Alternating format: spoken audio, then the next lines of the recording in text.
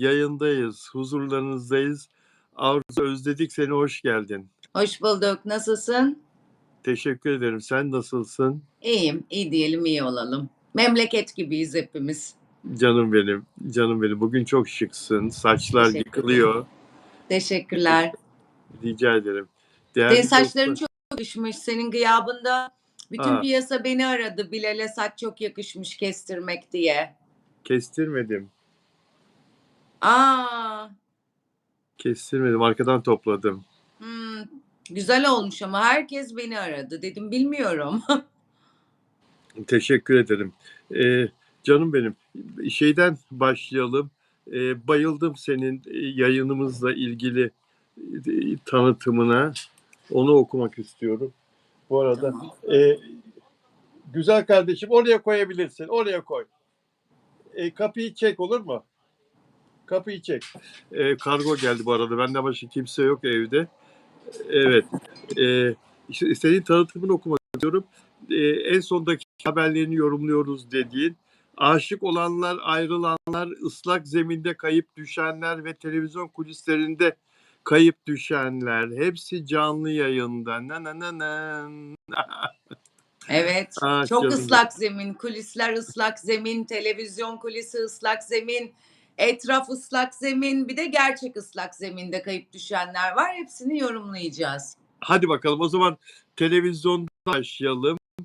Dün duydum ben bu olayı. Bugün de sen yazmışsın. Gel konuşalım, git konuşalım oldu diye de güzel bir başlık atmışsın. TV8'deki bu program, magazin programındaki sunucu değişikliği, neye yorumluyorsun bunu? Enteresan. Ece Erken ve Nur Tuğba'nın adı yayınlanmadı yeni sezonda. Enteresan bir gelişme oldu. Ece Erken'in ismi dedikodulara karışmıştı yaklaşık bir 10 gün önce. Evli bir adamla olduğu iddia edilmişti. Sonra evli olmadığı adamın Ece Erken'in beyanıyla ortaya çıktı ama tabii kendi beyanıyla bilemiyoruz, henüz kanıtlanmış bir şey yok. Sonra beyefendinin eşi çıktı. Ece Erken'e çok sert sözlerde bulundu. Onun üstüne de zaten biliyorsun yaz sezonu, herkesin anlaşma sezonu, imzaları atma sezonu ve biz çok sürpriz bir şekilde Ece Erken ve Nur Tuğba adını yeni sezon için görmedik. Fakat Ece Erken bugün bir açıklama yapmış. Henüz demiş gelen bir teklif yok. Bakıyoruz, bir imza atmışlığımız yok. Olabilir de olmayabilir de gibi konuşmuş. Ama bence olmayacak yani. Bence Ece Erken yok. Biraz itibarını korumaya çalışmış bu yazıyla birlikte.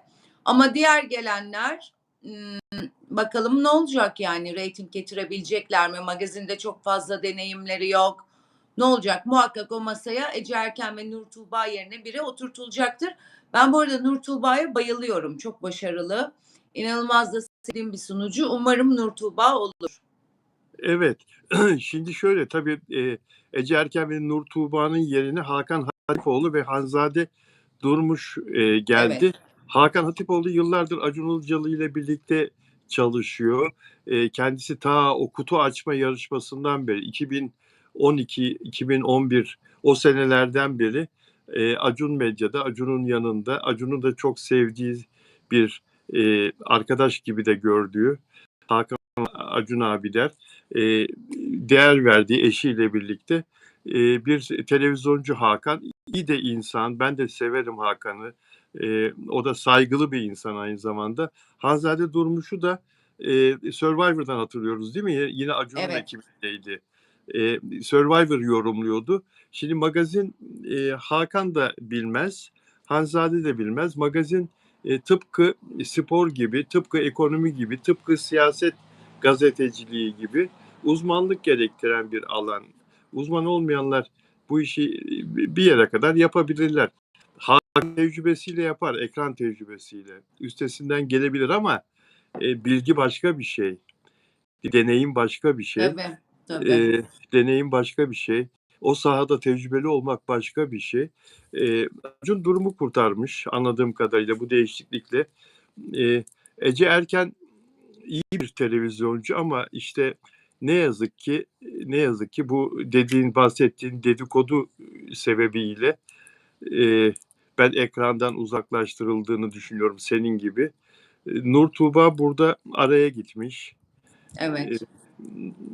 Aynı fikirdeyim. Yani Nur Tuğba'nın başarılı bir sunucu olduğu konusunda çok iyi geliştirdi kendisini. Eee, Ve erken başladı sezon orada, değil mi? Evet, çok erken başladı. Evet. Yani o program için sezon erken başladı. Normalde eylülde başlar Hı eee, hı. yeni sezon. Ece Erken onu mu kastetti acaba? Onun için mi ümitli? Yani bu bir ara sıcak gibi şu andaki bu değişiklik. Bu böyle kalmaz değişir mi diye düşünüyor. Yine kendi Olabilir, evet. teklif. Olabilir. Olabilir, her şey olabilir. Neler olmuyor ki televizyon dünyasında? Her şey bugün istemediğin, yarın istediğin kişi oluyor. Bugün gönderilen, yarın mecbur kalınan kişi oluyor. Evet. Ekranlara geri çağrılıyor. Her şey olabilir. Çünkü ben Ece Erken'in de ağustos ayında gidip çalışacağını düşünmüyorum ya da Ece Erken nezdinde isimlerin ağustos ayında çalışacağını düşünmüyorum. Belki eylülde bir sürpriz yapabilirler ama yine de çok aradayım ben. Çok karar veremedim bu konu hakkında. Evet. Gel Konuşalım bir marka. Tabii, ve şu anda, Beyaz TV'deki Söylemezsem Olmaz'la beraber tek magazin programı, Masal'ı değil mi? Tek magazin programı Evet, Masal'ı. Eee, eee, Böyle de idare edebilirim diyor. Acun çok iyi bir televizyoncu. O öyle hesaplıyorsa, öyle düşünüyorsa bir bildiği vardır elbette. Bakalım. Ama kaygan zemin, çok doğru tespitin senin o. Zemin çok kaygan. Televizyonlar içinde imkanlar da çok az. Program sayısı çok evet. az. Değil mi? Çok, çok, çok az. Hâlâ sözleşmesini yenilemeyen sunucular var geçen sezondan. Onlar da Hımm. eli kulağında bekliyorlar. Bu sene biraz sözleşmeler uzadı. Bu yaşanılan, ücretlerden dolayı mı, sektörün birazcık daralmış olmasından dolayı mı bilmiyorum ama şu an çoğu sunucu imza atmış değil yani. Herkes tereddütle bekliyor. Evet. Bazen kanallar sözleşme de imzalamıyorlar, işlerine geliyor. Sözleşme de sunmuyorlar sunucuya.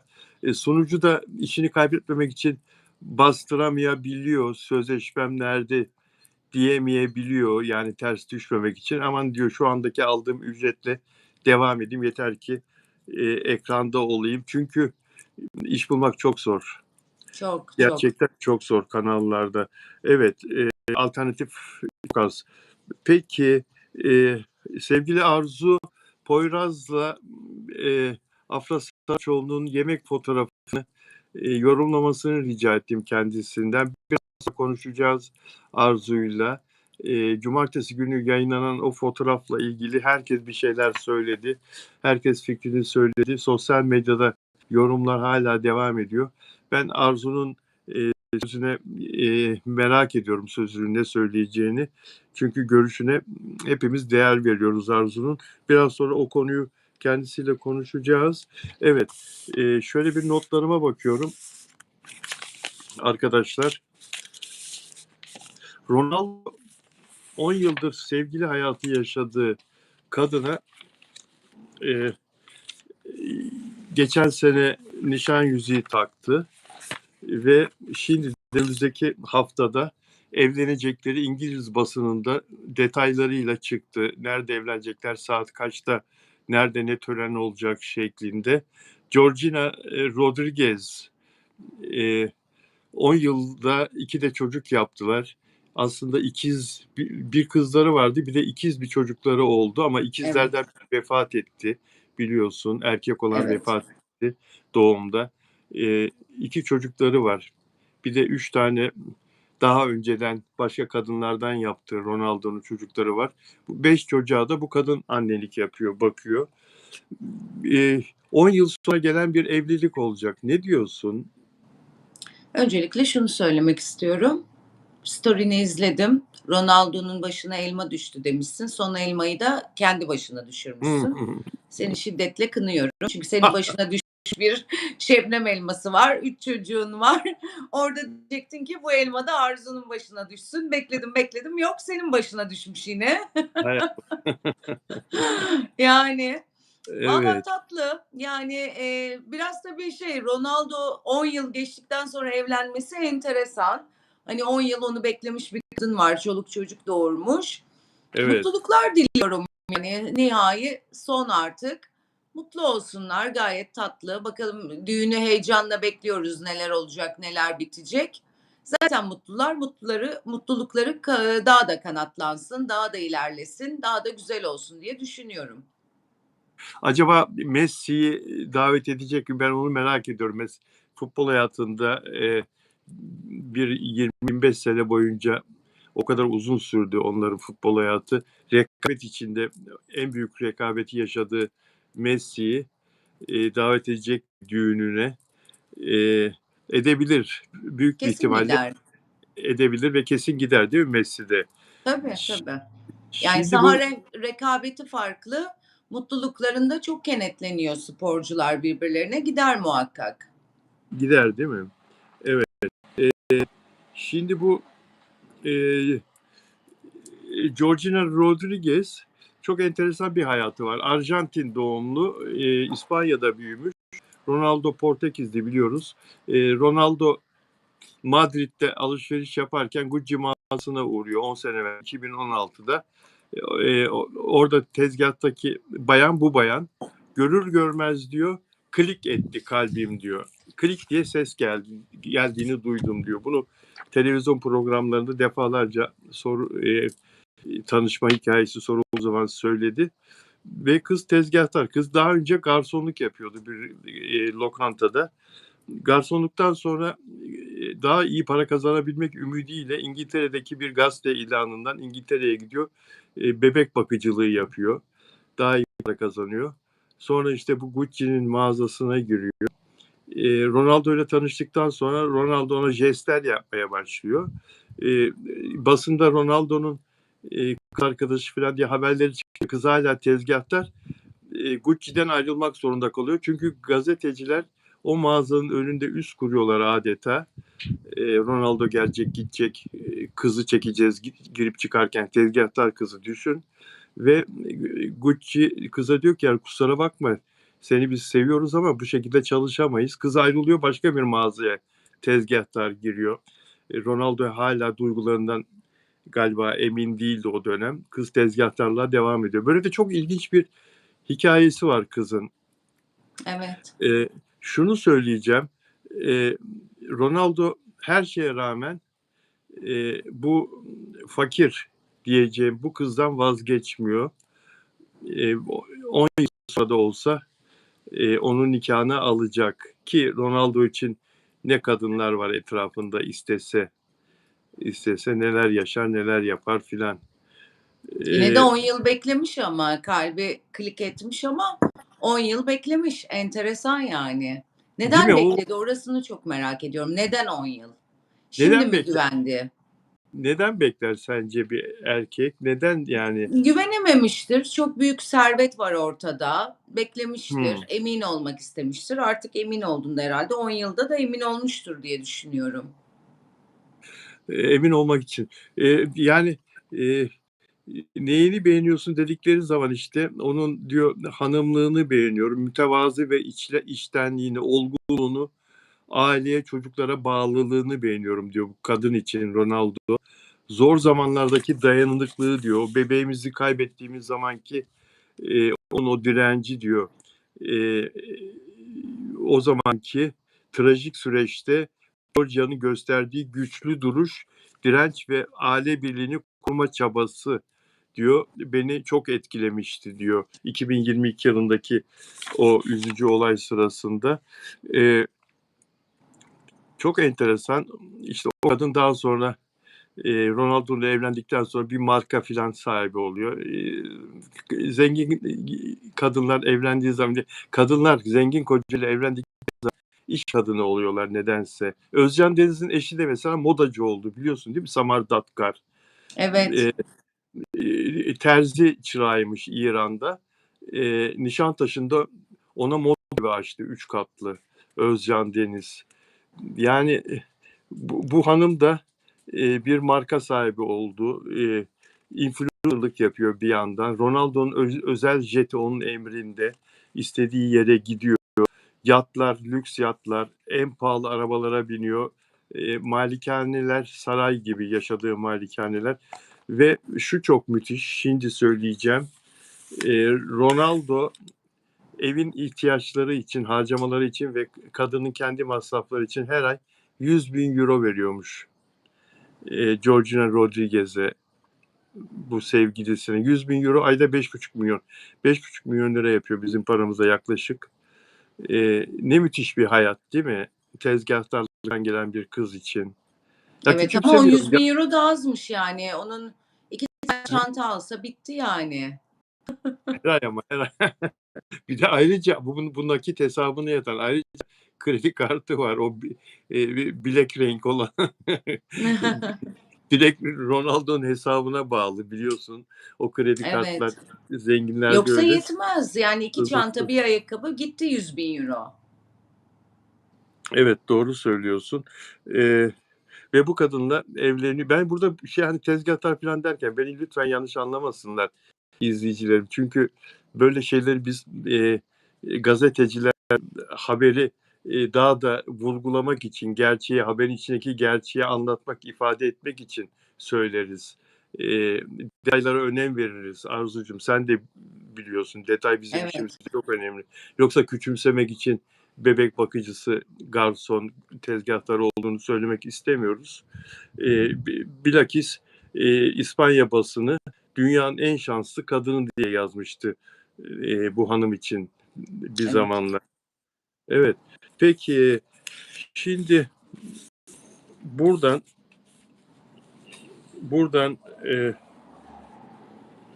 Kül Kedisi masalından başka bir habere geçelim.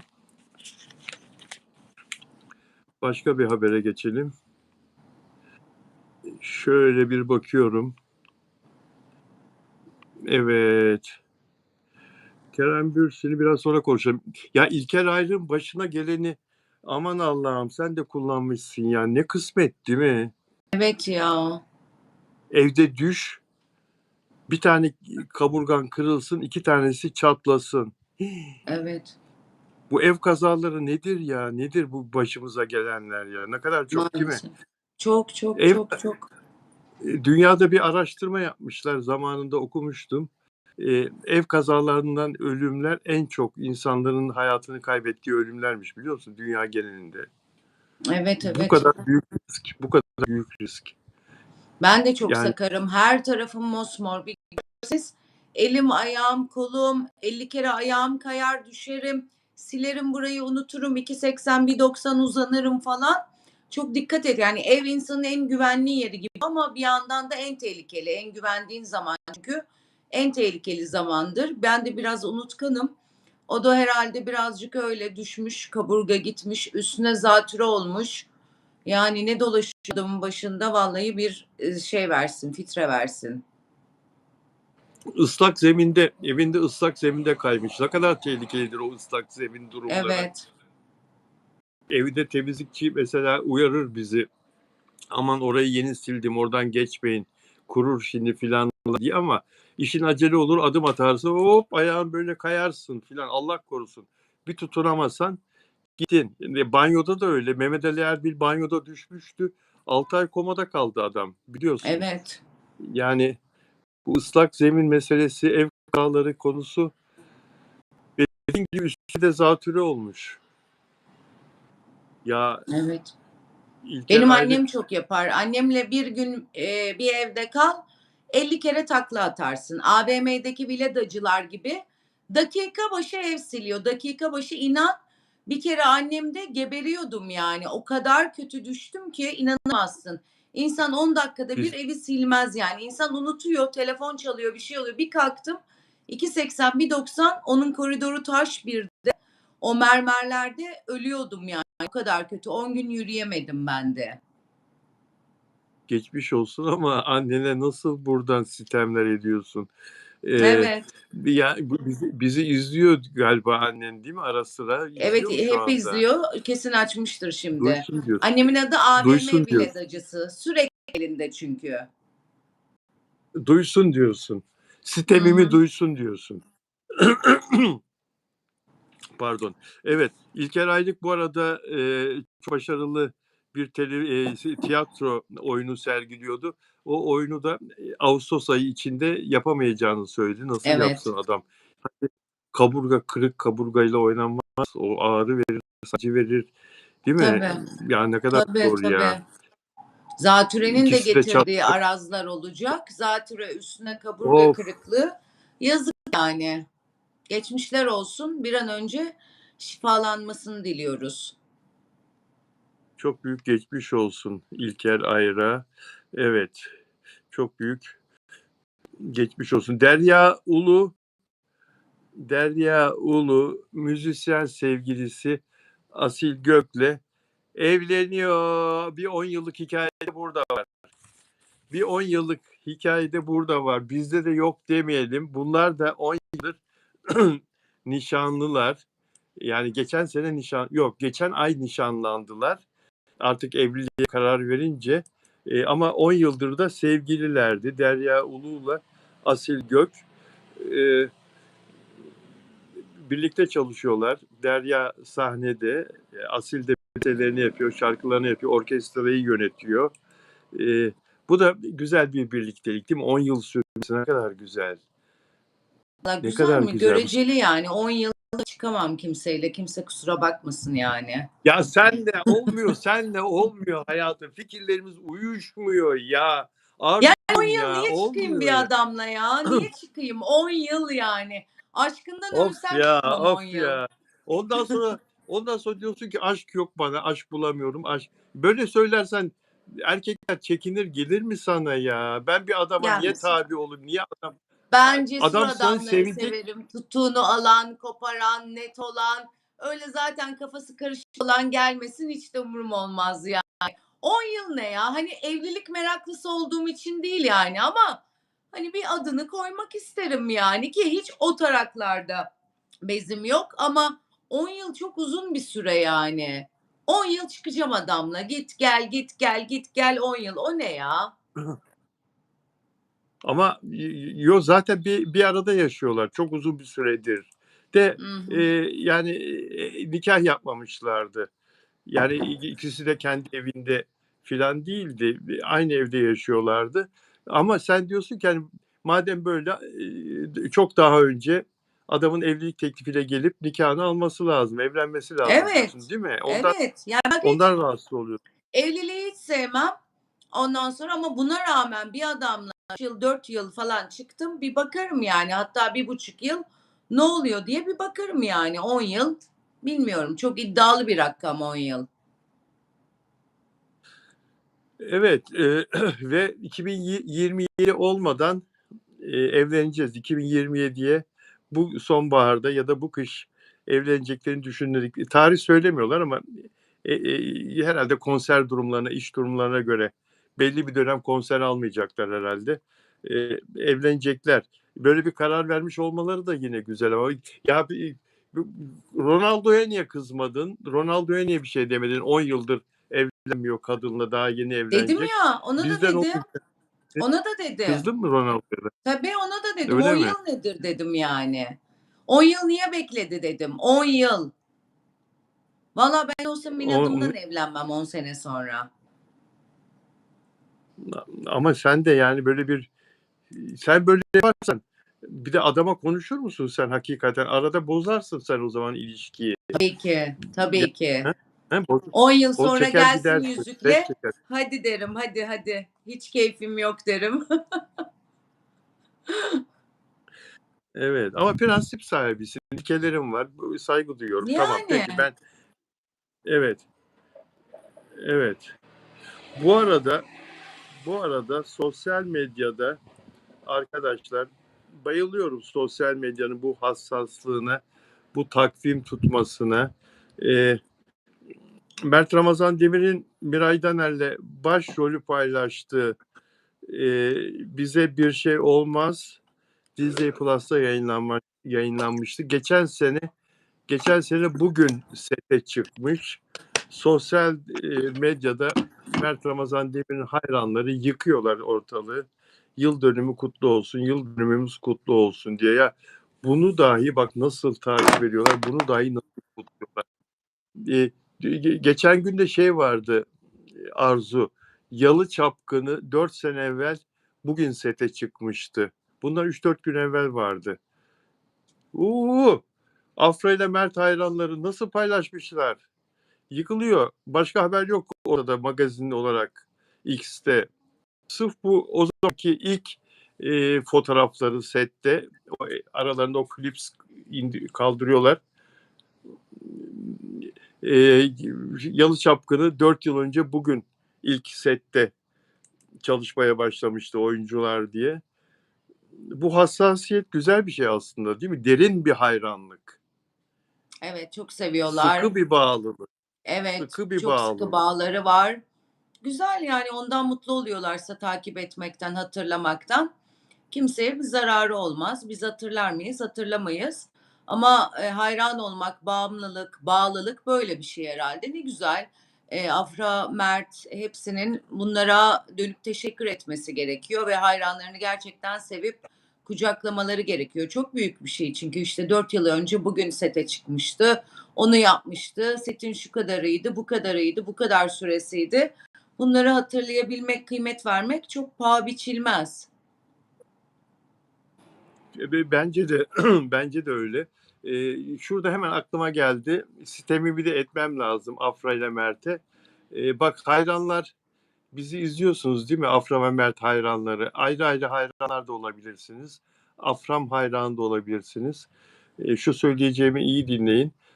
Hayranlar 4 yıl önce sete çıkma gününün yıl dönümünü kutluyorlar.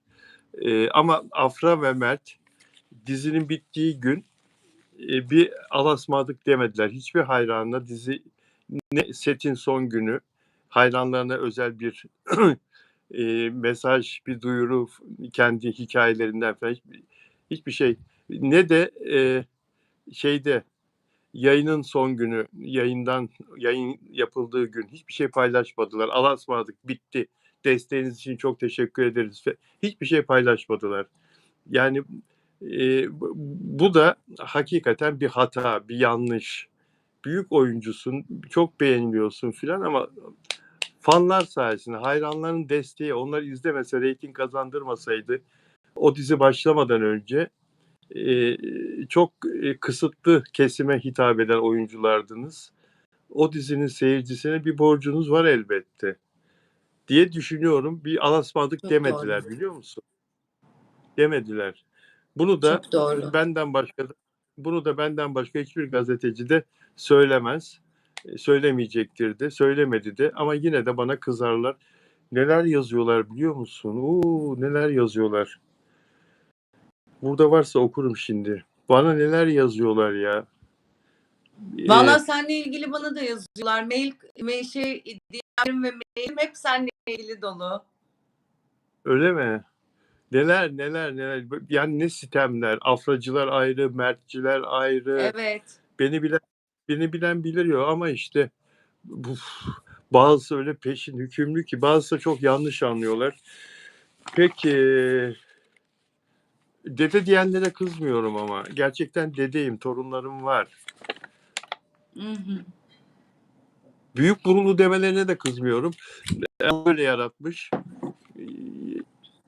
Yani beni ücretsiz estetik operasyon yapmak isteyen doktor da oldu. Kabul etmedim. Allah'ın yarattığını bozmak istemiyorum diye. O da benim tercihim. Ona da kızmıyorum. Çok acımasız Şimdi insanlar ya. Direkt hep bel altı çalışıyorlar, kötü cümleler kuruyorlar. Hiç bunlara gerek yok yani. evet ama işte ne yapacaksın canım benim. Daha 17 dizisini izleyebildim mi? Senin işin vardı, yoğunluğun vardı. Ben dün İzlememişsindir. yoktum, çalışıyordum, izleyemedim.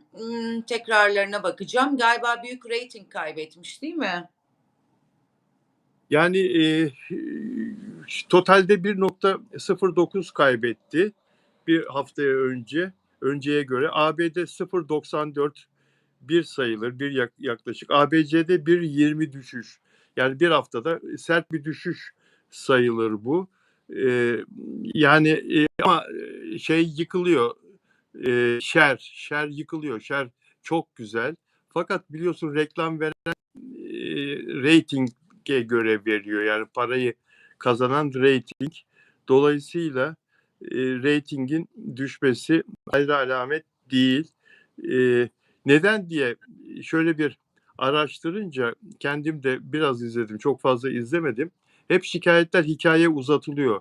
Yani anlatılan hikaye yenilenmiyor. En çok senaristlerin sakız gibi uzattığı söyleniyor. E, Çok sıkıcı. Öyle olunca da çok sıkıcı oluyor.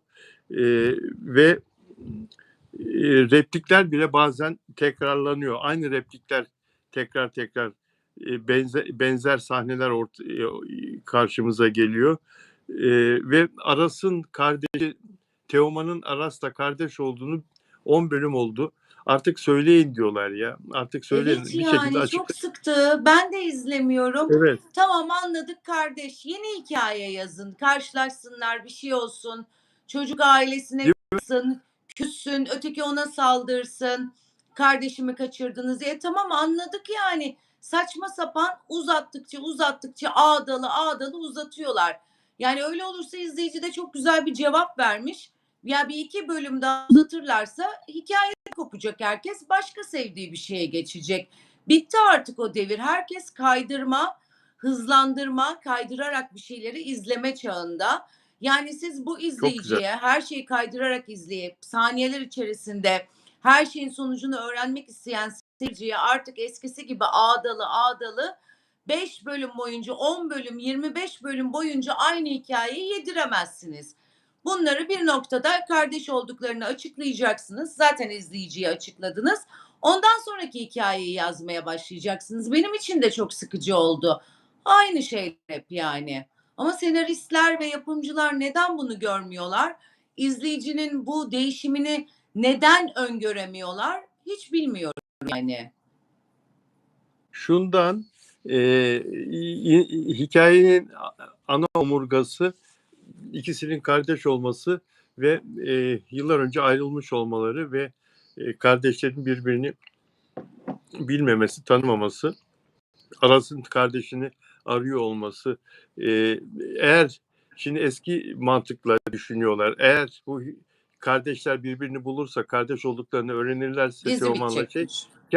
hikaye bitecek, ana hikaye sonuna gelmiş olacak, dizi bitecek. Çok güzel bir şey söyledin sen. Yenileyin hikayeyi, yeni şeyler yazın. Ya Kızılcık Şerbeti 5. sezonuna giriyor ya. İlk başladığı zaman neydi? Şimdi ne? Yani diğer bazı dizilerde teşkilat dizisi filan. Sizin aslında elinizde müthiş bir kadro var. Bodrum gibi bir yerde çekiyorsunuz. Zaten maça 2-0 önde başlıyorsunuz. Evet, senaryo esastır ama senaristler de işini yapsın kardeşim yani. Senaristler de güzel bir şey yazsınlar. Yeni bir şey yazsınlar. Şimdi bir de Aras'ın Leyla'ya çok hoyrat davrandığı baş karakterlerin o da insanları rahatsız ediyor. Evet, senaristler orada gel yapıyorlar, seyirciyi geriyorlar ama işte tadında yapmak lazım. Şebnem'e niye o kadar çok yazıyorsunuz diyor. Kötü karakteri oynuyor ya Şebnem karakteri. Niye o kadar çok yazıyorsunuz? Deniz'e niye daha az sahne yazıyorsunuz? Deniz yan rol ama yıldız gibi parlıyor kız. Deniz karakteri. Şimdi onunla ilgili başka bir haber var.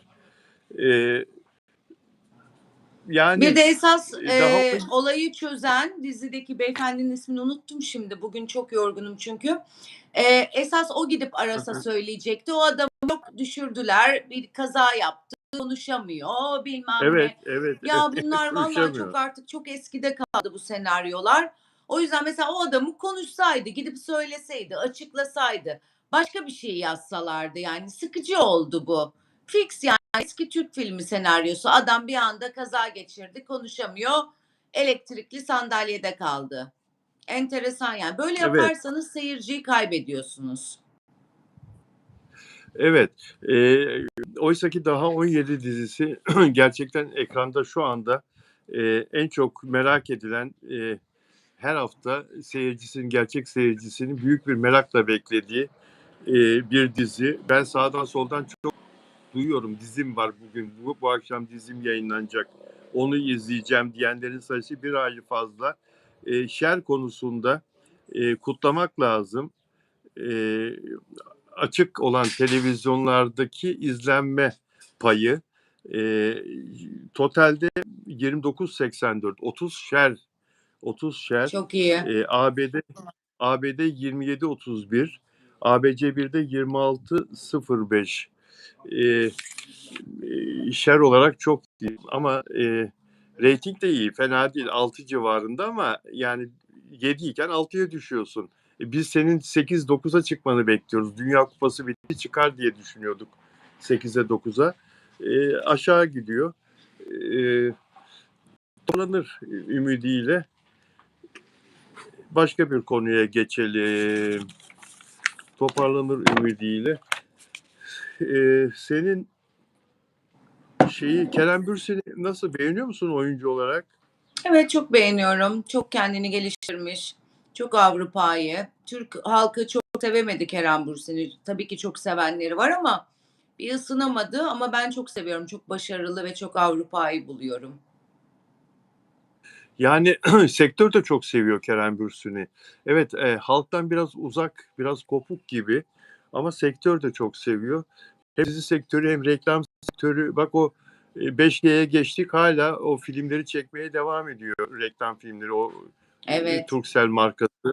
Kerem Bürsin'le şimdi yeni bir film daha çekmişler. Gelecekmiş yakında. Çok da güzel ekmek yiyor reklam işlerinden. Yani halkta karşılığı olmayan bir oyuncunun bu kadar çok reklam sektöründe önde olması çok enteresan. Halkta karşılığı olmuyor derken yani senin söylediğin anlamda söyledim.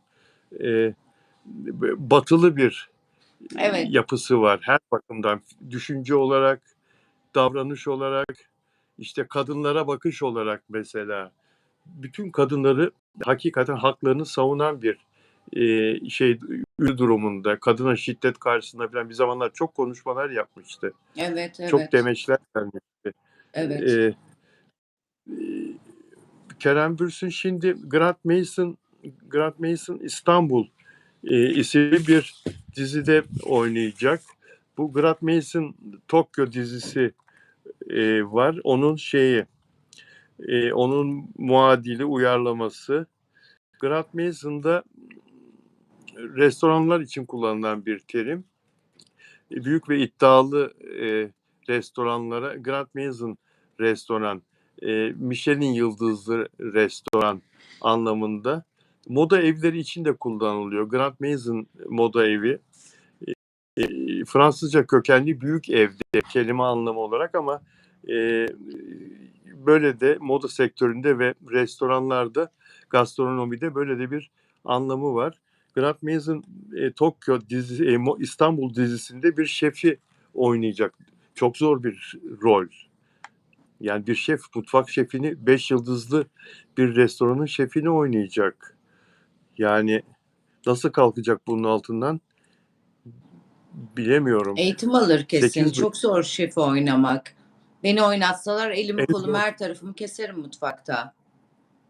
O bıçak tutması falan değil mi? Dublör kullanmayacaksa muhakkak şefin yaptığı birkaç yemeği, bir şeyi gösterecekler. Hep mutfakta geçecektir. Ama çok başarılı bir oyuncu. Mutlaka, herhâlde mutfakla ilgili bir eğitim alacaktır diye düşünüyorum. Urla'da çekilecekmiş. Urla'da cennet. Urla'da çekilecekmiş. Evet, mutfakla ilgili iyi bir eğitim alacaktır, alması lazım. Kadın başrol henüz karar vermemişler.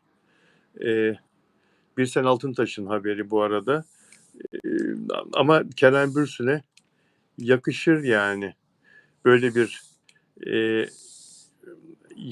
yaldızlı rolde oynamak yakışır. Bakalım. Kadın başrolde çok Merak merak ediyorum. ediyoruz, bakalım ne olacak? Şimdi daha da çok merak ettim. Nasıl kesecek, nasıl doğrayacak, yemekleri nasıl yapacak ama bence bunun da üstesinden gelir Kerem Bürsin. Gelir değil mi? Evet, evet, çok başarılı, çok kendini geliştiren, inanılmaz başarılı bir çocuk. Yani aslında, hani, halkta karşılığı bulamadığı değil de halk çok böyle onun İngilizcesiyle, işte bildiği dillerle falan çok aşağı çekmeye çalıştı bazı kesim tarafından. Nedense hep orada bir eleştirildi. Hani çok donanımlı, çok vizyonlu olması birazcık tefe tutuldu ama normalde çok değer görmesi gereken şeyler bunlar. Pek karşılığını bulamadı gibi düşünüyorum. Aynı fikirdeyim. Çocuğun İngilizce konuşmasıyla falan dalga geçiyorlar. Falan diye Türkçeyi konuşurken e, beynine İngilizce kelimeler geliyor herhalde. Çünkü Şöyle Amerika'da doğdu. alışmış, Amerika. ana dili İngilizce, Evet, aksanı İngilizce, evet. öyle öğrendiği için duraksayarak orada çok aşağı çekmeye çalıştılar. Ama başarılı olamadılar. Yaptığı işlerden dolayı reklam filmleri, anlaşmaları, dizileri aşağı çekilmediğinin bir ispatıdır yani. Doğru söylüyorsun. Doğru söylüyorsun. Yani markalar o kadar güveniyorlar ki ona, sürekli iş geliyor adama. Evet, evet. Sürekli iş geliyor. Ardı ardı kesilmeyen işler, hep sürekliliği olan. Hatta bundan son dizisi yayından kalktı. Çok reyting alamıyordu. O da başrol ama başrol ekrana geliyordu bölümler içinde. Kerem Bürsin karakteri. O da ayrı bir şey. Senaryo az yazıyordu senaristler onu. Enteresandır. 5G reklamları bunun dizisi başladığı zaman ekrana gelmeye başladı. Kerem Bürsin'le 5G Turkcell reklamları bir tesadüf oldu. Çok kötü bir tesadüf oldu. Her gece, her kanalda, her yayının içinde Turkcell'de para çok ya. İkide bir Kerem Bürsin'in reklamını basıyorlar. İkide bir Kerem Bürsin'in reklamını basıyorlar. Dizideki karakter çöpe gitti. Çöp oldu. Çünkü hep aklımıza Kerem Bürsin dünyanın üzerinde, ne bileyim bulutların üzerinde Turkcell reklamındaki gibi geliyor. Hep aklımızda o var. Dizideki karaktere ısınamadık ki. Yani şimdi 5G diyecek falan diye. Ben şahsen hep böyle oldum. Bunu da söyledim burada. Güme gitti adam. Yani o yüzden bence bir şey oldu orada, yani bir kayıp oldu Kerem için. Peki, başarılar diliyoruz. Evet, çok seviyoruz Ee, onu. Başarıları daha da katlanarak artacaktır eminim. evet, Lale Arzu özel abonem, merhaba Lale Hanım. Kerem Bürsin iyi bir oyuncu. Hakkını veriyor rolünün, yol açık olsun diyor. Afra Mert gibi diyor. Onu da Ee, eklemiş ama Afra Mert gibi. Çok o da tatlılar değil eklemişler. mi? Çok, çok. Özel abonelerimden başka kim var yayında arkadaşlar? Süreyya Hanım geldi mi? Süreyya Diker. Derya Şahin Eğitim burada mı? Derya Hanım'a da selam olsun. Bizi sonra Dün ben izler diye yanındaydım düşünüyorum bu Derya program. Hoca'nın. Öyle mi? Evet, evet, dün Evet. yanındaydım. Peki. Flavia Rocha Brezilya'dan özel abonem. Biraz sonra onun bir mesajını okuyacağım. Flavia Rocha'nın YouTube'daki bir yorumunu okuyacağım. Lale Arzu sana cevap veriyor. Arzu. Tabii ki ben Aframcığım. Aframcıyım. Evet. Lidya burada mı? Lidya, Fransa'dan Lidya. Arzu'nun ve İpek'in ve Onur'un arkadaşı. Benim de arkadaşım Lidya, Fransa'dan. Gündüz görüştük kendisiyle gün içinde. Delfina Dimasio, Şili'den Delfina Dimasio. Ona da merhaba, özel abonem. Ve Süreyya Hanım'ı sorduk. Nelly Manzano geldim arkadaşlar. Arjantin'den Nelly Manzano. Peki, peki dostlar. Herkese selamlar. Abonelerimizin hepsine teşekkür ediyorum bizi izledikleri için. Şimdi evet, şu habere bakayım. Pardon arkadaşlar, bir haber vardı. Onu hemen onu konuşmak istiyorum. Evet. Şimdi bu daha 17 dizisinde Helen Elveren, Deniz karakterini oynayan kız, Teoman'ın Deniz kızı diye hitap ettiği Helin Elveren. İkinci dizisi daha 17 dizisi. 20 yaşında bu kızcağız.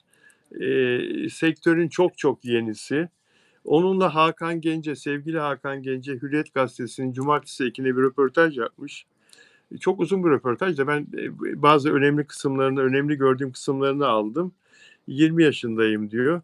Ankara'da doğup büyüdüm. Bu kız yan rol olmasına rağmen, diziyi izlemeyenler için söylüyorum. Yan rol olmasına rağmen o kadar güzel oynuyor ki, o kadar da etkili oynuyor ki karakteri. Kendi çok güzel rol yapıyor. Başrol gibi gösteriyor bize. Öne çıktı dizide kız. Başrollerle aynı değerde görüyor seyirci Deniz karakterinde. Yani kendisi açtı önünü kız. Yükseldi dizinin içinde 10 bölüm birinci rol gibi. Koç burcuyum. Ankara'da doğup büyüdüm. Orta halli bir aileydik. Bir ablam var. Oyunculuk biraz kadersel ilerledi ve karar verdim diyor. Merak edenler bunlar daha ayrıntılı bir şekilde Hürriyet Gazetesi'ni Google'dan Hakan Gence diye sorarsanız Hakan Gence'nin röportajları çıkar karşınıza. Ve bu diziye başlarken yani 10 hafta önce 70 bin takipçisi varmış. Şimdi 1 milyonun üzerinde takipçisi. Ne? 2,5 aya 1 milyon takipçi, 70 binden. Kız acayip. Çok düzgün bir kız biliyor musun? Şok Düzgün bir kız geçirdim. yani karakter olarak da yapı olarak da ne zaman tam olarak tanındığını anladın diye soruyor Hakan Gence. Ya ben aslında hala anlayabilmiş değilim. Zaten işin o tarafında da çok değilim. Şöyle bir şey yaşadım. Setteki arkadaşlarımla dışarı çıktık. Alışveriş yaparken küçük bir kız geldi ve hiçbir şey demeden sadece sarıldı. Orada tanınmanın değil de insanlardan o sevgiyi alabilmenin mutluluğunu yaşadım. Ne güzel bir şey ya. Küçük bir kız gelmiş Evet. herhalde beline sarıldı, sıkı tuttu, hiçbir şey dememiş. Sarılmış kız çocuğu sonra gitmiş. Ne güzel bir şey değil mi? Evet, çok. Hikayede aşk da var diyor Hakan. Bir aşk tanımın var mı? Benden ne kadar uzak o kadar iyi aşk için. Neden? Aşkı sevmiyorum diyor. Aşkı sevmiyorum. Niye öyle? Herhalde aşık oldu bu kız karşılık göremedi. Niye öyle? Kendime aşık olunca çok iyi hissetmiyorum sanırım. Gerçi aşık olduğumu düşündüğüm, öyleymiş gibi hissettiğim dönemler oldu ama olmamışım. O dönemlerin de bana iyi gelmediğini fark ettim.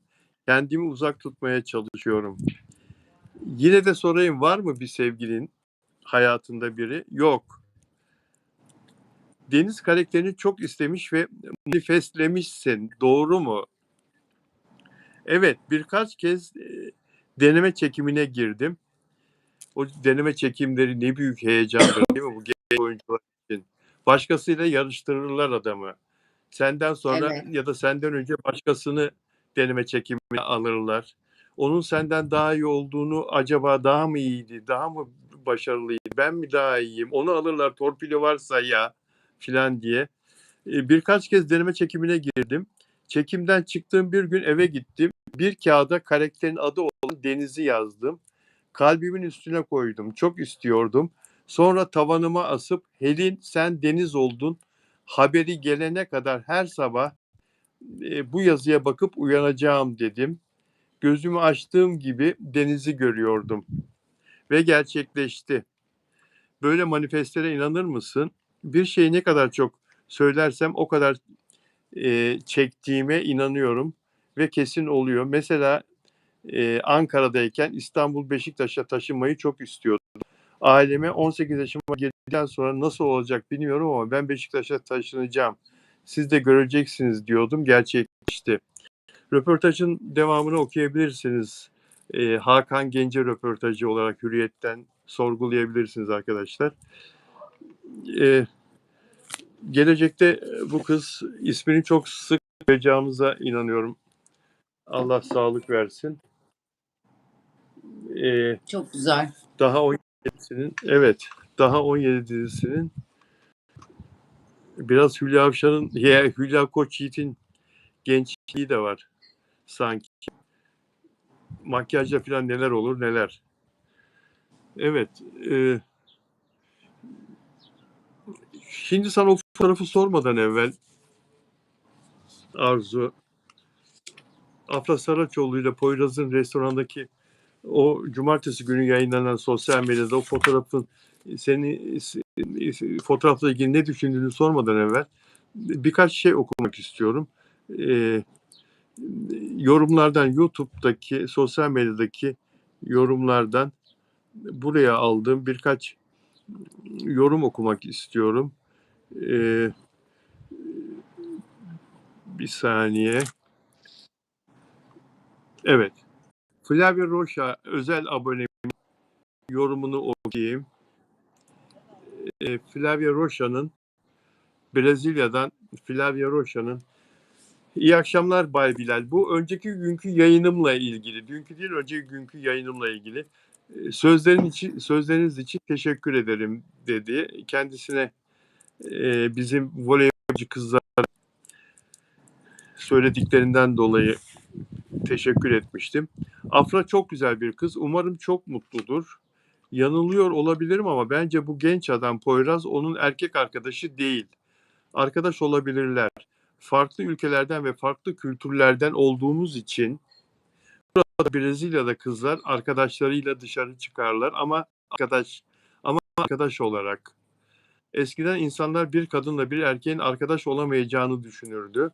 Günümüzde işler değişti ve evet arkadaş olabilirler. Eğer olamazlarsa da mutlu olsunlar diyor Poyraz'la Afra için. Onunla birlikte çalıştığını Miray'ın Mert ile yaptığı gibi kariyerini yönettiğini görüyorum diyor. Poyraz'la Afra çalışıyor diyor. Hem onun hem de onun arkadaşlarından uzaklaştıklarına bir saniye e, dikkat edin. Hem onun hem de onun arkadaşlıklarından uzaklaştıklarına dikkat edin. Bakalım daha sonra ne gösterecekler. Hepinize öpücükler diyor. Peki Flavio Rocha iş yaptıklarını söylüyor arkadaşlar Afra ile Poyraz'ın. Bir yorum daha okumak istiyorum. Gülseren Başdoğan arkadaşımızın yorumu. Mert Miray Kaya ile arkadaş olarak her yere birlikte gidiyor da Afra arkadaş olarak birlikte gidemez mi? Miray Kaya menajeri biliyorsunuz. İkisi de ayrı cinsten kişilerle geziyor. Mert'in Afra'ya hiç kötü düşünmeye hakkı yok. Poyraz bize etkileşim vermiyor. Ama Miray Kaya Mert ile farklı etkileşim veriyor. Hakikaten veriyordu ya. Miray Kaya Mert'le gezerken fotoğraflar paylaşıyordu. Mert'le gittiği yerlerde, İtalya'da, orada, burada. Mert Ramazan Demir'le aynı masa falan fotoğraflar paylaşıyordu. Sanki onu desteklemeyen, Miray Kaya'yı sevmeyen, istemeyen fanları çıldırtmak istiyor gibi. Çıldırıyordu bazı fanlar hakikaten. Bu kadın burada ne işi var Miray Kaya'nın? Ama Miray Kaya Mert ile farklı etkileşim veriyor. Bizleri değişik düşüncelere götürüyor. Demek istiyor ki burada Gülseren burada mısın? Ona soralım ne demek istiyorsun diye önce. Gülseren Başdoğan burada mısın?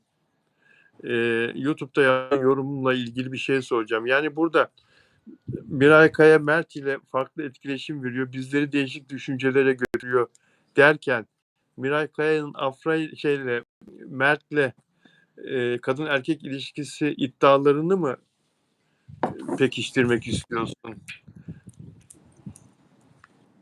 Ne anlaşılıyor sence Arzu?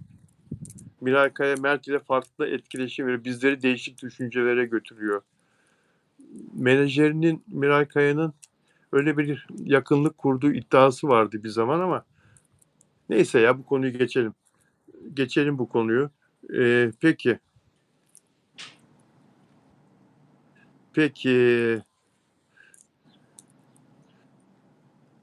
Bir de şunu okuyayım.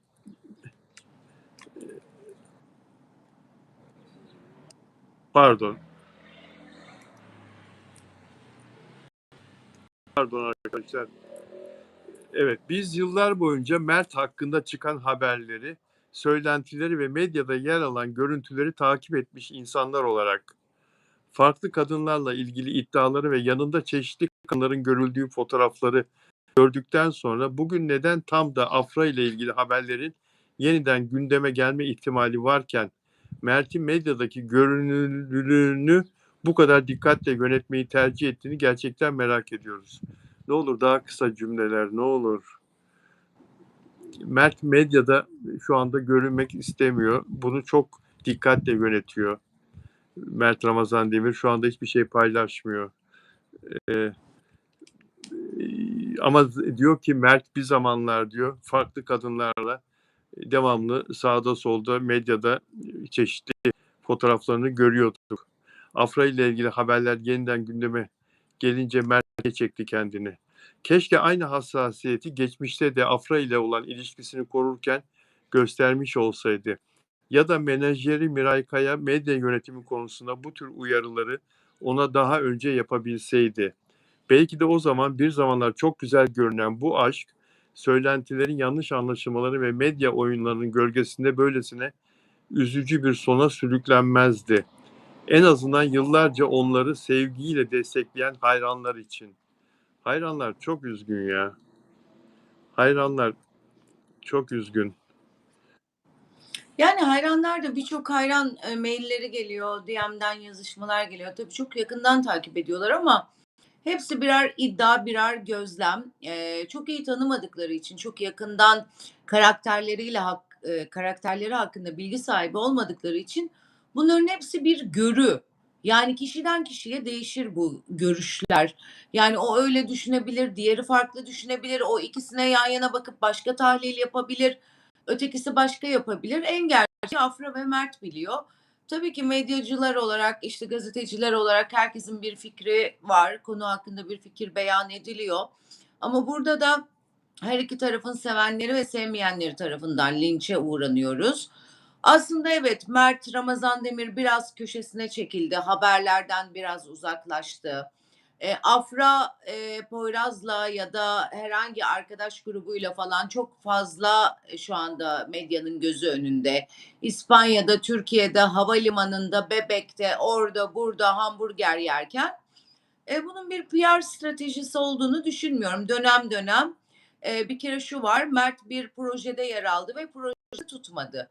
Tutmadığında bu hep ünlü olayıdır. Ünlüler geri çekilirler. Tutulmayan işi unutturmaya çalışırlar.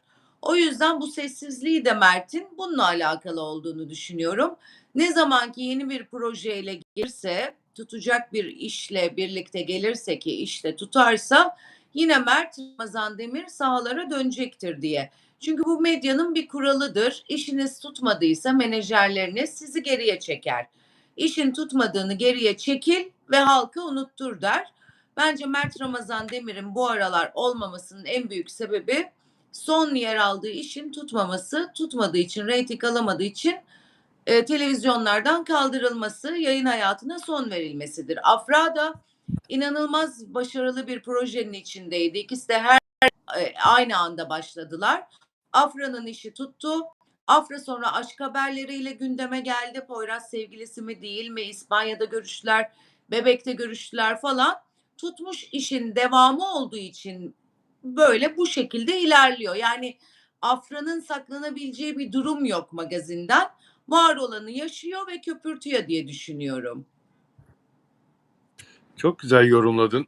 Bunun devamını okuyayım. Elbette ilişkinin gerçekte nasıl yaşandığını, aralarındaki sevginin ne kadar derin olduğunu ya da alınan kararların nedenlerini bilmiyoruz. Bunları yalnızca Mert, Afra ve belki de onlara en yakın kişiler, örneğin Miray Kaya biliyor. Afra'nın menajeri de mutlaka biliyor. Ancak bize göre Mert ve Afra kendilerini yıllarca destekleyen hayranlarına saygılarından dolayı kısa ve nazik bir açıklama yapmayı hak ediyorlar. Bu bir zorunluluk değil, emek veren insanlara duyulan saygının bir göstergesidir. Bir sanatçının ya dizi bitince alasmadık demediler ya. Bir sanatçının başarısı yalnızca yeteneği, güzelliği veya çalışkanlığıyla oluşmaz. Hayranların sevgisi ve desteği de bu başarının önemli bir parçasıdır. Çok güzel. Atılan her beğeni, yazılan her destek mesajı ve dünyanın neresinde olursa olsun her izleyici onların daha fazla tanınmasına katkı sağlamıştır.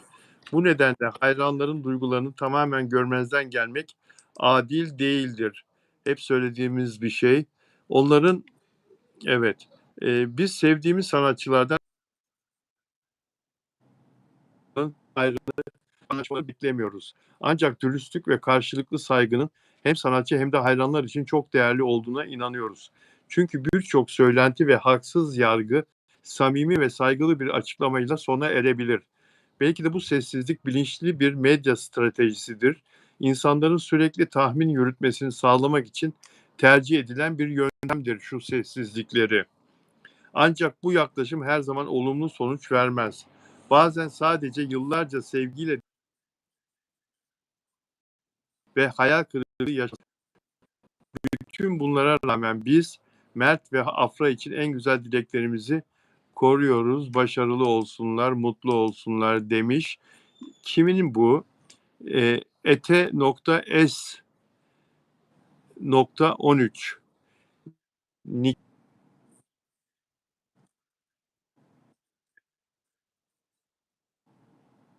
ederiz. Güzel bir yorumdu. Peki sevgili Arzu, Afra ile Poyraz'ın o fotoğrafı sana ne Çok düşündürttü? kafamı karıştırdı benim. Bir kere kadınlar çok O aşık restoran. oldukları adamların yanında yemekleri buraya yanağına doldurup yemezler. Daha nazik, daha zarif yerler.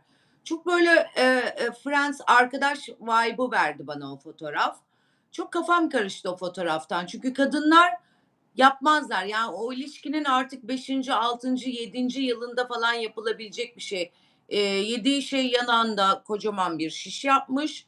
Ağzını doldurmuş. Bilemedim yani. Kafamı karıştırdı o fotoğraf. Evet, aynı fikirdeyim seninle. Aynı fikirdeyim. O fotoğrafı gördükten sonra ben de Afra'nın orada bakımsız olması, yani sıradan bir kıyafetle orada olması, yani normal bir arkadaşla sokağa çıkıyormuşun gibi bir şey o fotoğraf ve dediğin gibi yani yemekte filan hiç Yani aşık kadınlar, olduğum ben bir erkeğe kadınlar tarafından söyleyebilirim. Kadınlar çok aşık oldukları adamların yanında 1 gram bir şeyi 550 parçaya bölüp öyle minik minik ağzına atarlar. Yani arkadaşının yanında hamburgeri böyle çok deliler gibi yersin, yanağını doldurursun falan. O yüzden oradan çok bir aşk vibe alamadım ben. Enteresan geldi o fotoğraf bana. Aynı fikirdeyim. Aynı fikirdeyim. Peki. Çok teşekkür ediyorum Arzucuğum yayınıma katıldığın için. Ben teşekkür ederim. Eksik olma. Güzel yorumların için. Sağ olasın. Sen de eksik olma. Sağ olasın. Arzu Altıntaş'la bizi izlediğiniz için çok teşekkürler arkadaşlar. Perşembe günü Arzu Altıntaş'la yeni yayınımız olacak inşallah. Allah izin verirse.